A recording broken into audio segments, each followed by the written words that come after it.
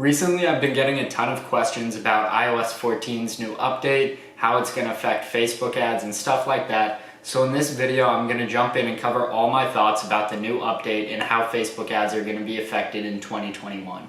So first, I just want to cover the basic facts of the update and how it's going to affect Facebook ads moving forward. Real quick, I just want to throw out there, in my opinion, it's not a huge deal. It's not the end of Facebook ads. It's not even going to be a real issue. There are definitely some factors that could make Facebook ads a little less useful, a little less effective, which does suck.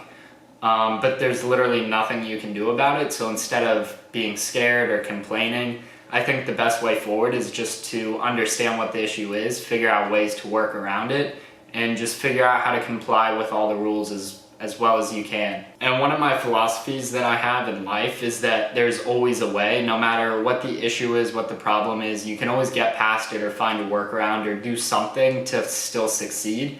So even though this might seem like an issue to people running Facebook ads, I think there's going to be a way around it. So if you haven't heard about the update, basically what it is on iOS 14 devices from now on, Apple's basically going to be popping up this bubble that's a prompt that says, are you okay with Facebook tracking your data? And people will either choose to opt in or opt out. After a ton of studies and all those bubbles that pop up asking if you're okay with sharing your locations or you want notifications on when you get a new app, people have realized that the opt-in rate for those things is generally pretty low, meaning most people probably won't opt in to let Facebook track their data on iOS 14 devices anymore. Fortunately for anyone running e-commerce ads, the biggest group and biggest people that are going to be affected by this are people that are running app install ads. So if you're not running ads for app installs, that's pretty good news for you. E-commerce will be affected, but not quite as much. Real quick, I just want to say, if you have your own e-commerce store doing 20K or more a month, and you're looking to scale using paid ads, go down to the description, book a free call with me. I'd love to talk about how I could potentially help grow your business. So basically what this change means is that the Facebook pixel tracking is going to be a little less effective than before.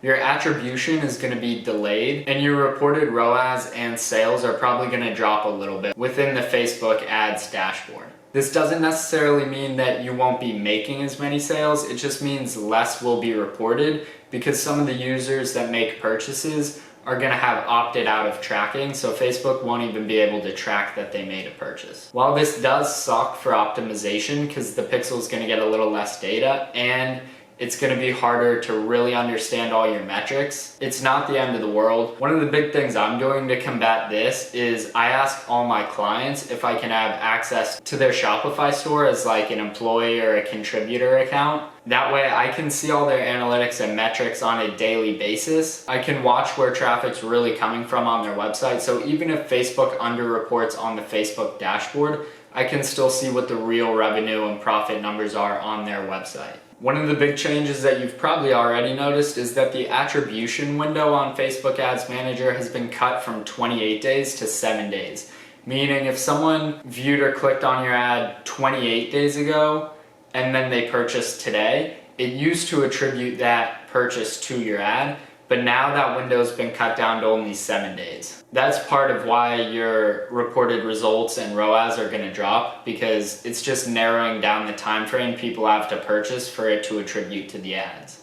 The pixel's also now only going to track 8 preferred events. I don't know exactly how many events there were before, but it was way more than 8, and you can make custom events and stuff like that. Now they're cutting it down to only track 8 events. And from my understanding, for conversion ads, when somebody goes through your sales funnel, it's only going to keep data for the most bottom of funnel event that they get down to.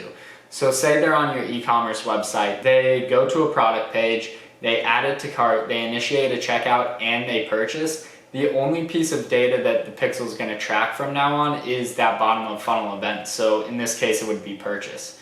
So say someone goes to the site, views content, adds to cart, and then initiates checkout but doesn't purchase, the only event that they're going to track is that initiated checkout. In my opinion, this isn't a huge deal, but it definitely does affect the data that the pixel can track And as most of you know, when you're operating at scale with Facebook ads, besides your creatives, in my opinion, data is one of the biggest factors that determines whether your ads are going to work or not. The more data, the better. So unfortunately, this will make ads probably a little less effective. As far as ways to get around this or ways to combat it, Facebook's already put out a ton of great educational resources as well as actual practical resources that you can implement now to try to work around some of these issues. The first thing you need to do is go into Facebook Business Manager and verify your domain. The next thing I would do is make sure API tracking is set up. So this is different than pixel tracking. It's harder to set up. But actually, if you have a Shopify store, they've made it really easy. I'm not going to explain how to do all this stuff.